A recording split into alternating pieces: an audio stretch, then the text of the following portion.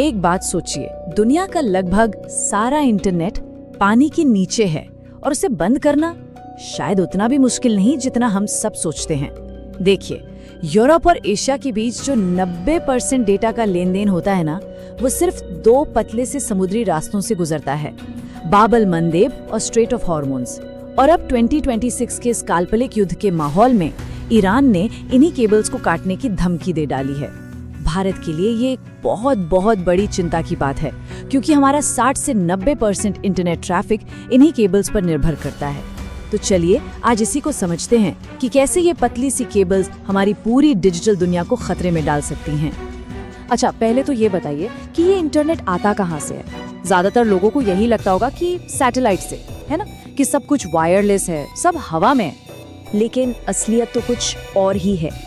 करीब 99%, जी हाँ 99% global internet traffic असल में समंदर की गहराइयों में बिछी इन फिजिकल केबल्स से होकर गुजरता है।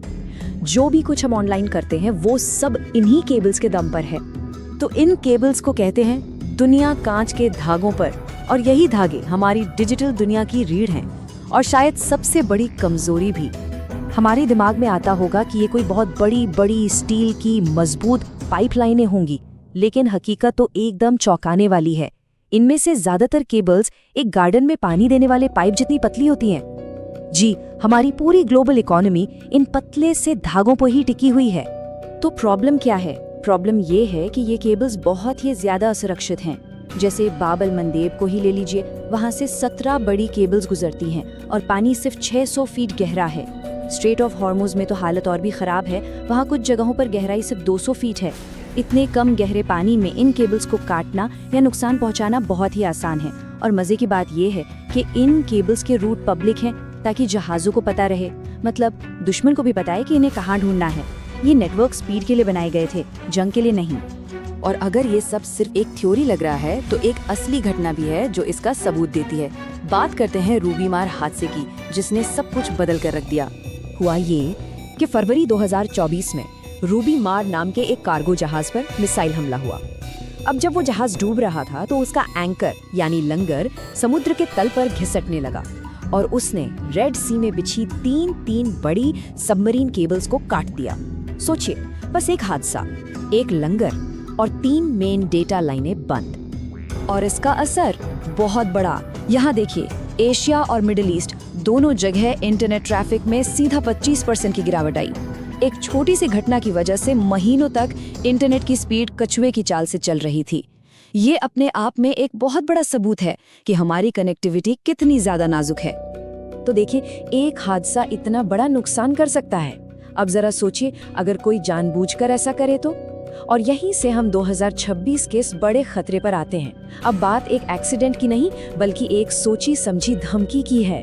तो 28 फरवरी 2026 को लड़ाई शुरू होती है और इसके कुछ ही समय बाद ईरान के सहयोगियों ने एक नई धमकी दे डाली। अगर खाड़ी देशों ने अमेरिकी सैनिकों को अपने यहाँ पनाह देना जारी रखा तो वो इन जरूरी केबल्स को काट देंगे। और इस बात को ईरान के एक सीनियर एडवाइजर अली अकबर वेलायती ने बिल्कुल साफ कर दिया। उन्होंने कहा कि उनके लिए बाब अल मंदेब और हुर्मुज दोनों एक बराबर निशाने हैं। ये कोई खोखली धमकी नहीं लगती, ये एक सोची समझी रणनीति का हिस्सा लगता है। तो सबसे बुरा क्या हो सकता है? वो दुस्वप्न वाला मंजर क्या है? देखिए, अगर एक चोक पॉइंट कटता है तो डेटा को दूसरे रास्ते से भेज दिया जाता है, लेकिन स्पीड बहुत धीमी हो जाती है।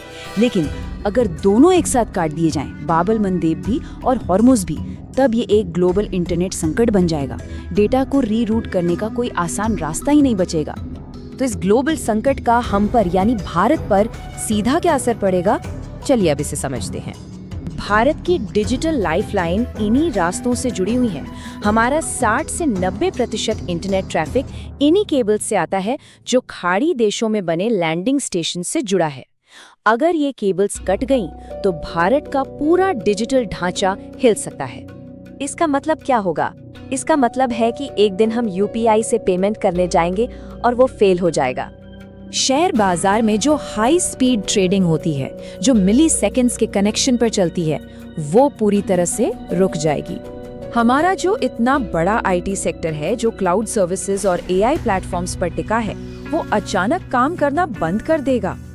और शायद एक ऐसी चीज जो हम सबको महसूस होगी जब आईपीएल का कोई बड़ा मैच देखने बैठेंगे तो स्क्रीन पर बस एक ही चीज घूमती दिखेगी, बफरिंग। ये सिर्फ स्लो इंटरनेट की बात नहीं है, ये हमारी रोजमर्रा की जिंदगी के थम जाने की बात है। तो सवाल उठता है, अब आगे का रास्ता क्या है? देखिए, एक बात तो बिल्कुल साफ है, ये खतरा असली है।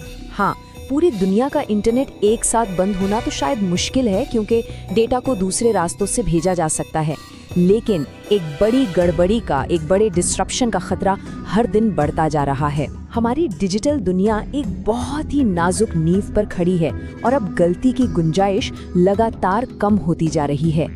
तो सबसे बड़ा सवाल यही है, क्या ईरान वाकई में दुनिया के इंटरनेट केबल्स को निशाना बनाने की अपनी धमकी को पूरा करेगा? ये वो सवाल है जिसका जवाब हमारी इस कनेक्टेड दुनिया का भविष्य तय करेगा।